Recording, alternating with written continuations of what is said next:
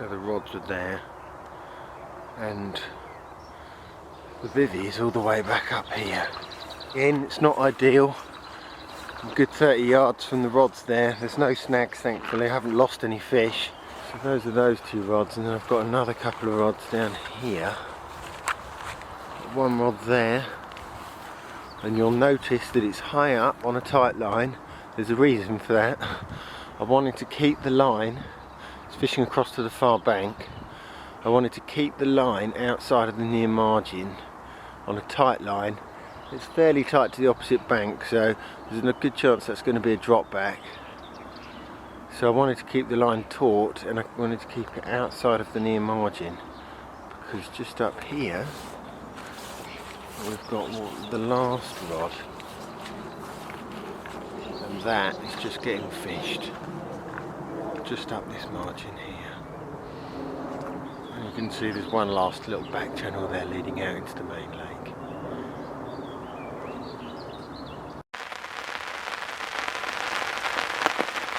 Okay, well, we're on the new swim. I got over here, it's only 200 yards from where I was before. Got over here at about 9 o'clock this morning, had one small mirror straight away, rolling out in the centre of the reserve. So I hit one, pushed one long, punched it about probably about 80 yards, followed by 30 24mm air dry baits. We've got a nice 36.5 pound common. Look at that for pristine beauty, mint condition carp.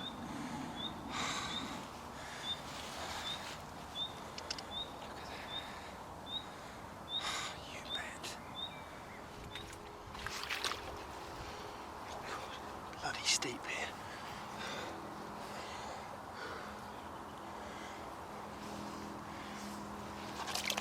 Whoa.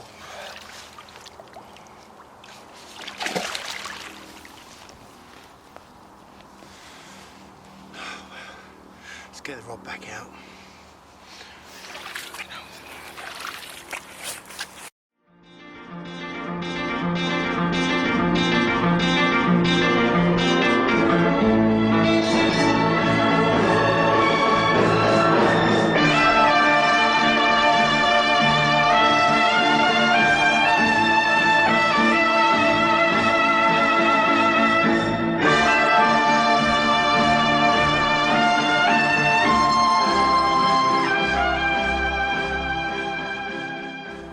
Got to watch out for these koipu holes.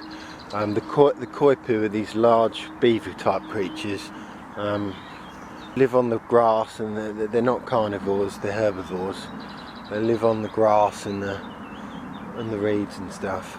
I think they're fairly harmless, although I have heard stories that little Jack Russell went down a hole and never came up again. It wouldn't surprise me, they've got pretty savage teeth.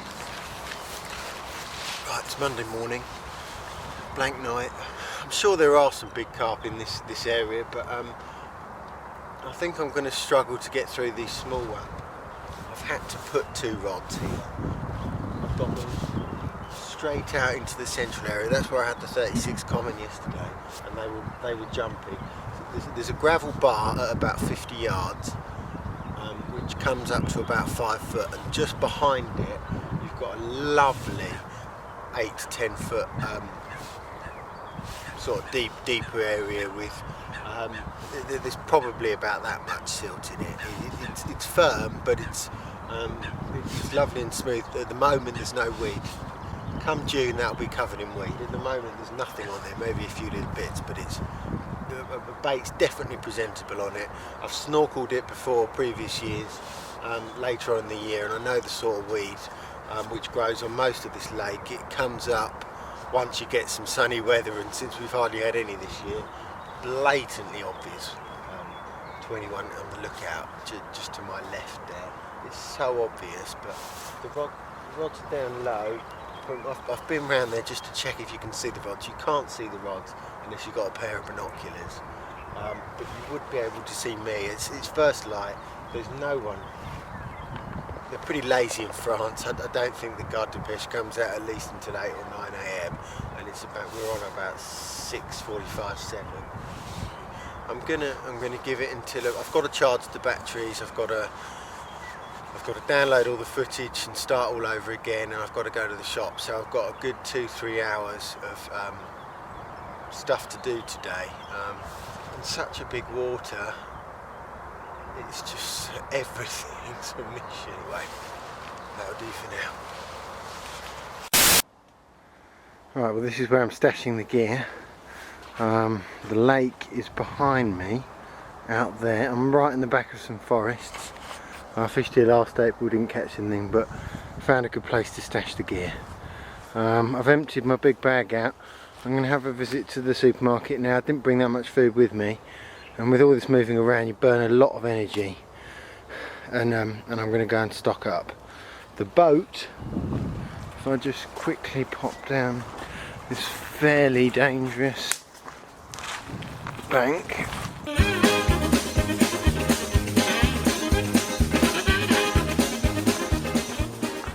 And basically, the only way people, well, they could come from up there, but that's highly unlikely. It's difficult to get through the undergrowth. The batteries are probably the only obvious thing. I mean, it's not brilliantly hidden, but it does the job. I mean, if you're going to look around the lake, people couldn't see it from there, that's for sure. They're not going to be able to see it from the islands because there's no one on the islands. And over on the north bank there, that's the good 2 kilometres away. Well, probably 1 kilometre away. 1.5 maybe. So they ain't going to be able to see it from over there. And they're not going to be able to see it from those islands there. So it's been there for 3 days. All good so far. In terms of where I'm planning to fish, I baited yesterday just where that little fish topped out there now.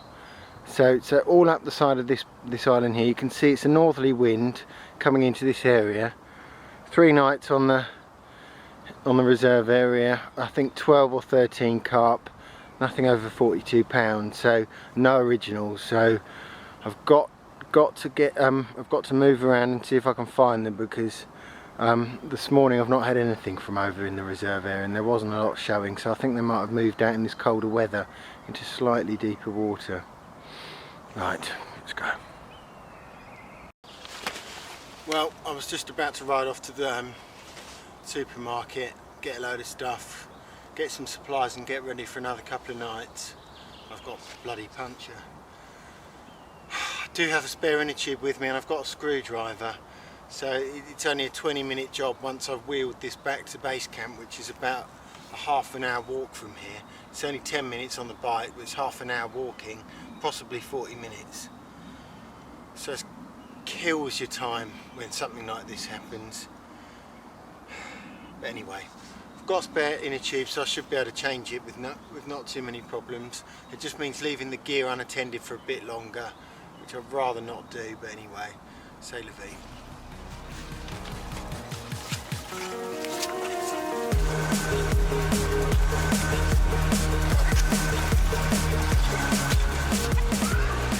The local supermarkets in France, nowhere near as efficient. They're about 10 years behind England. Queues a mile back. It takes an hour to get anything done here.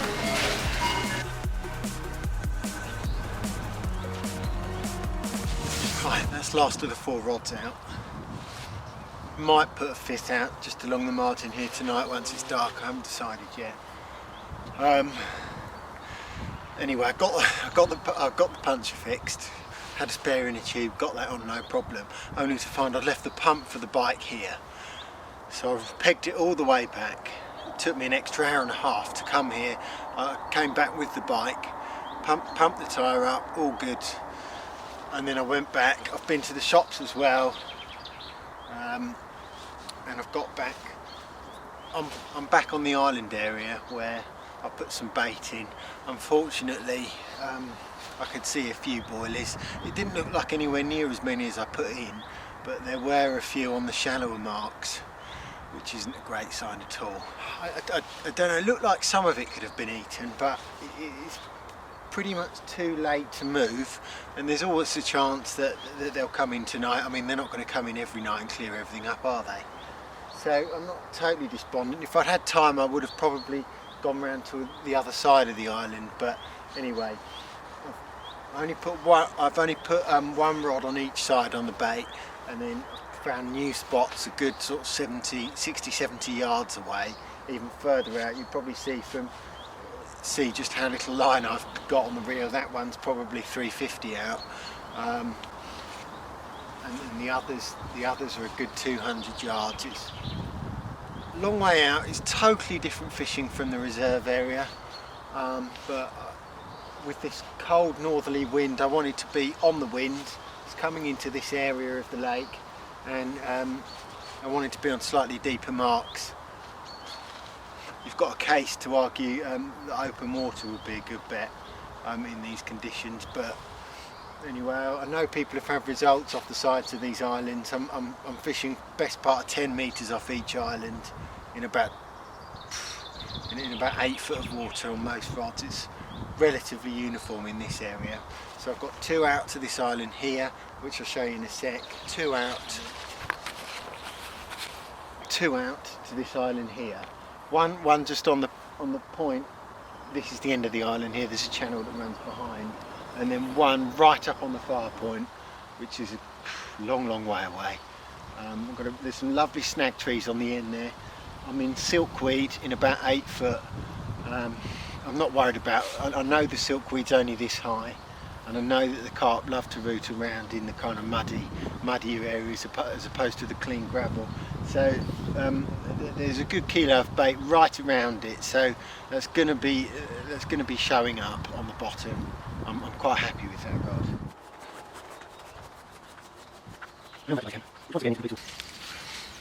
Right, well it's 8 o'clock on Tuesday morning, another blank night. You try and look back at all of the captures of the big carp that you know about, and you see most of them are in isolation to these small carp, which led me to moving. It just seems devoid of carp altogether, this area of the lake, which is quite possible. It's so much water for them to move around in.